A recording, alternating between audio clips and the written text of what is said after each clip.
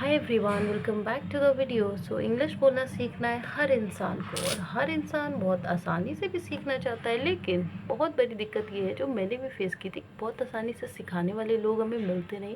लेकिन मैं प्रॉमिस करती हूँ कि मैं आप लोगों को इतनी आसानी से इंग्लिश बोलना सिखा दूँगी जितनी आसानी से आप लोग चाहते हैं या सोचते हैं। तो आज हम लोग ऑन और इन दोनों के बीच पहले हिंदी मतलब समझेंगे, और फिर इनके बीच का डिफरेंस समझेंगे, फिर उसके एग्जाम्पल यानी कि सेंटेंसेस से और क्लियर करेंगे, ताकि जब इंग्लिश आप बोलेंगे तो वहाँ पे इसका यूज़ बहुत ही आसानी से आप कर पाए। और जो आपको कन्फ्यूज़न होता है, डर लगता है, अरे कहीं मैंने ऑन यूज़ करके गलत तो नहीं कर दिया, अरे कहीं मैंने इन यूज़ करके गलत तो नहीं कर दिया, तो इसी चीज़ को आपका जो ये डर है कि यहाँ पे ये तो नहीं यूज़ होना था, वो तो नहीं हुआ था, उसको कॉन्फिडेंस में बदलने के लिए ये वीडियो में लाई हूँ।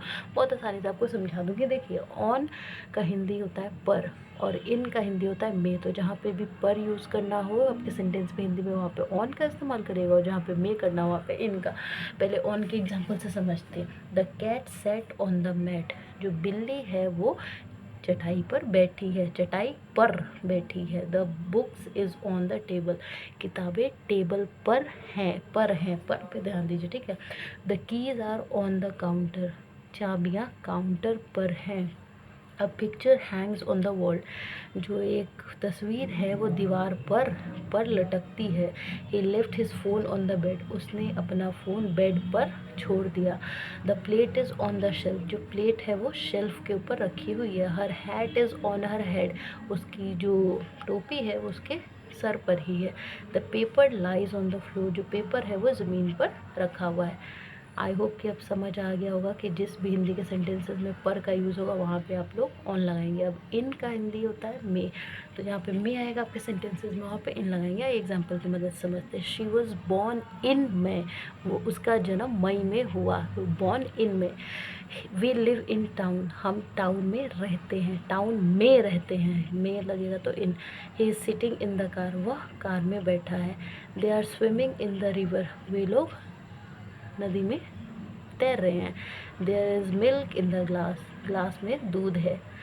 We study in the library. हम लोग लाइब्रेरी में पढ़ते हैं, में पढ़ते हैं। The keys are in my pocket. चाबियाँ मेरे पॉकेट में है।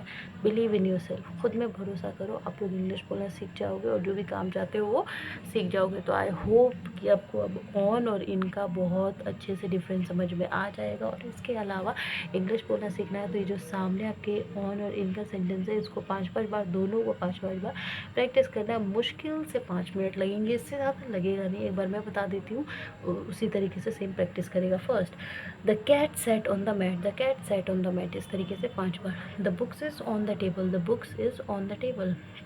The keys are on the counter. A picture hangs on the wall. He left his phone on the bed. The plate is on the shelf. Her hat is on her head. The paper lies on the floor. उसी तरीके से इनका 5 बार करिएगा। She was born in May. She was born in May. We live in town. We live in town. He is sitting in the car. He is sitting in the car. They are swimming in the river. They are swimming in the river. There is milk in the glass. There is milk in the glass. We study in the library. The keys are in my pocket. The keys are in my pocket. And last, believe in yourself. So I hope कि आपको बिल्कुल clear हो गया होगा। Subscribe कर लीजिएगा ताकि कोई लेक्चर मिस ना हो, क्योंकि हर दिन आपके लिए एक नया लेक्चर वीडियो आता है जिसमें आगे की प्रक्रिया होती है कि आखिर इंग्लिश बोलने के लिए आगे क्या स्टेप होने चाहिए।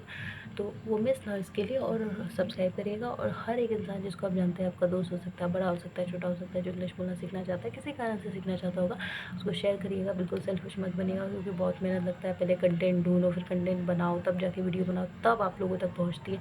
तो आप लकी होंगे कि शायद आपके पास पहले पहुँच गए।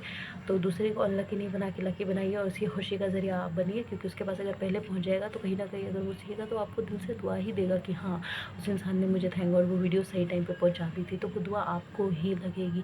और उसके अलावा यार, दूसरे की मदद करके जो खुशी मिलती है ना, उसका कोई बयान नहीं हो सकता। और प्रैक्टिस लाजमी करना। अगर प्रैक्टिस नहीं करोगे तो बहुत ज़्यादा लंबा टाइम लगेगा इंग्लिश बोलना सीखने में, और सारा मेहनत खुद करना पड़ेगा। सिर्फ प्रैक्टिस करोगे तो कुछ भी खुद नहीं करना पड़ेगा, चाहे ग्रामर में क्या करना हो, टेंस का क्या करना है, सेंटेंस मेकिंग, वर्ड मीनिंग, क्या क्या नहीं करना है, वो सब भी आपको टेंशन लेने की ज़रूरत नहीं, क्योंकि सारा तो मेहनत मैं करके दे रही हूँ ना। बस आपको खाना ही नहीं, वाला आपको ऐसे लेके खाना है। तो 5 बार प्रैक्टिस ज़रूर करना है, क्योंकि वहाँ पे मैं तो हूँ कि नहीं कि आपका देखूँगी आप प्रैक्टिस कर रहे हो या नहीं कर रहे हो। जैसे स्कूल में तो होता है कि आप नेक्स्ट डे जाते हो तो पकड़े जाते हो कि भाई होमवर्क किया नहीं किया। यहाँ पे तो आप वीडियो देख रहे हो। प्रैक्टिस करना सिर्फ और सिर्फ आपकी जिम्मेदारी है। So do practice and like and subscribe for more, ताकि कोई भी अगला जो लेक्चर है वो मिस ना हो, क्योंकि दिन में 2 वीडियो तो ज़रूर अपलोड हो ही जाते हैं। So yes, subscribe.